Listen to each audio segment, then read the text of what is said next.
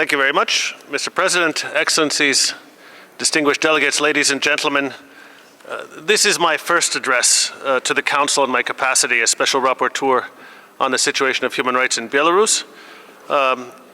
In addition to the usual annual overview of developments, the report I'm presenting today draws your attention to the situation of human rights in and around the presidential elections held in late January 2025.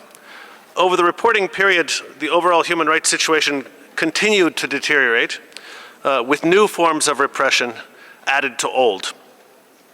The most worrying trend which has continued is political persecution of people for the legitimate and peaceful exercise of their civil and political rights. Ever since the 2020 elections and the ensuing mass protests against election fraud, the authorities have regularly targeted critics and any real perceived or potential opposition to the government through both criminal and administrative proceedings and unfair trials. The authorities have done this by abusing highly problematic counterterrorism and anti-extremism legislation, as well as other legislation such as that prohibiting insulting the president or other public officials. As a result, Belarus has a very large number of people behind bars who should not be there, including opposition politicians, human rights defenders, journalists, independent trade union activists, environmental defenders, and lawyers. Human rights defenders call them political prisoners, and at the end of the reporting period, counted about 1,200 such prisoners in the country. If these figures are even close to being accurate, and I believe they are, Belarus probably has the most political prisoners per capita in the world. A new development since July 2024 has been several waves of presidential pardons affecting over 200 persons. Now, the latest pardon affected 14 people, including Sergei Tsikhanouski, the former presidential candidate and husband of exile leader Svetlana Tsikhanouska.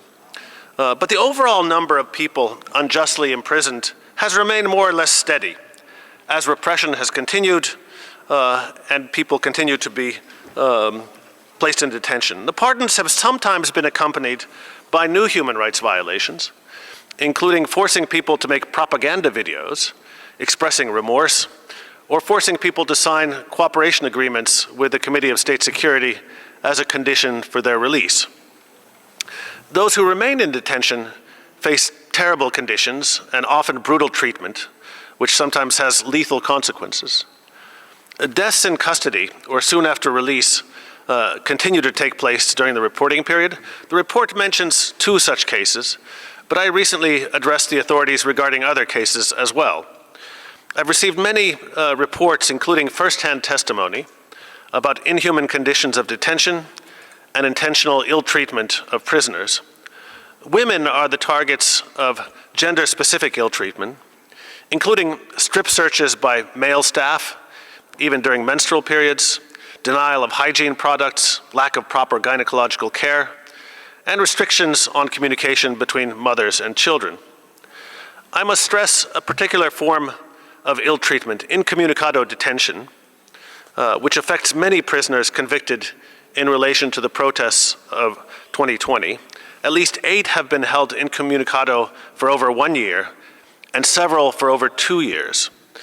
Another group of persons held incommunicado are those who have been transferred for compulsory psychiatric treatment as a result of their criminal prosecution on politically motivated charges. During the reporting period, I received credible information about 33 persons affected by this practice, which recalls Soviet abuses of psychiatry for political persecution. Another form of ill treatment is arbitrary extensions of prison terms for alleged malicious disobedience to penitentiary authorities.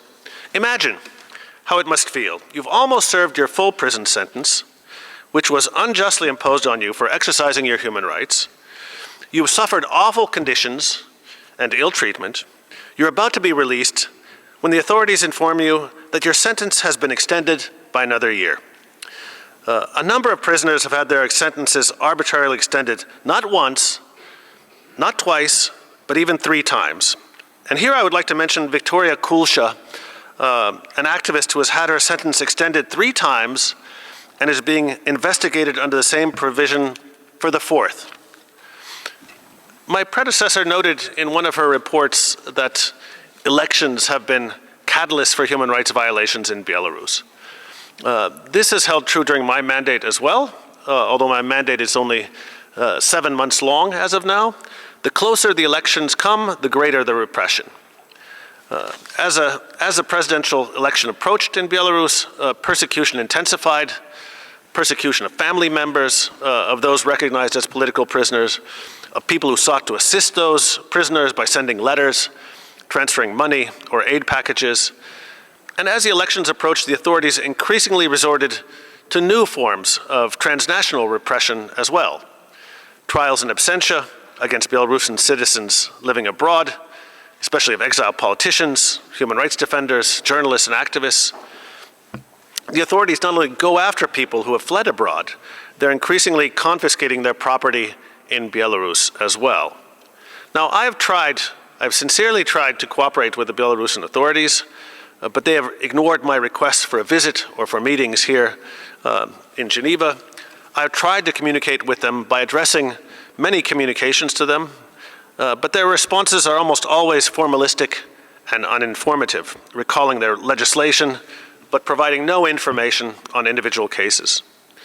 Since I took up my mandate, I've systematically tried to engage other special mandate holders in my communications with the Belarusian authorities, so as to preempt accusations of bias and selectivity.